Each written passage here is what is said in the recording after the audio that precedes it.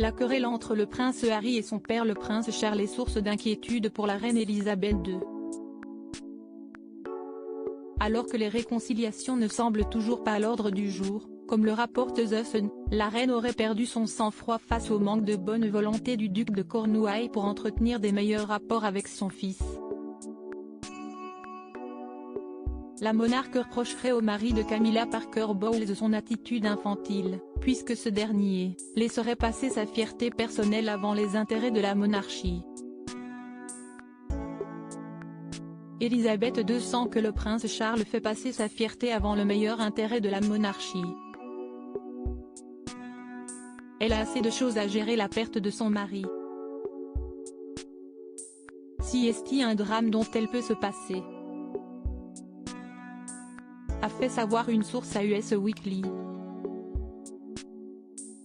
Un comportement indigne d'un futur roi et qui tracasse beaucoup la souveraine, qui souhaite plus que tout que cette fracture royale soit réparée. Elle serait en revanche très satisfaite par l'approche digne du prince William en matière de réconciliation familiale et espère que le prince de Galles en fera de même.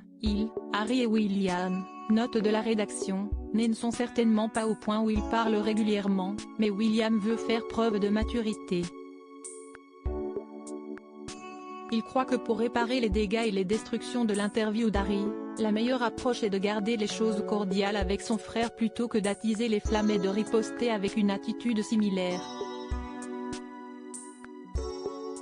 Indique cette même source avant d'ajouter, Elisabeth est fière de William pour avoir adopté une approche digne, contrairement à Charles, qui n'a toujours pas pardonné à Harry d'avoir traîné son nom dans la boue.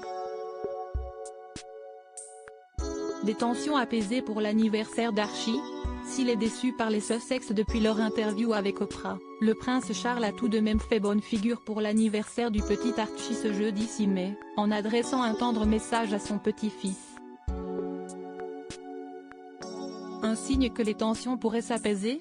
Si est-il en tout cas ce dont est convaincu un observateur royal, le fait que Buckingham Palace et les autres ménages royaux aient publié quelque chose si publiquement lorsqu'ils ne travaillent plus pour la famille royale est clairement un signe que tous les efforts sont faits, au moins en leur nom, pour essayer de maintenir et entretenir une relation avec Harry et Meghan, aussi fragile soit-il.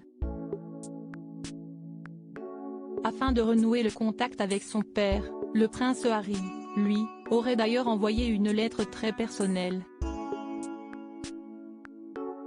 Dans cette missive, le duc de Sussex aurait souhaité mettre les choses au clair et énoncer les raisons de son départ en Amérique.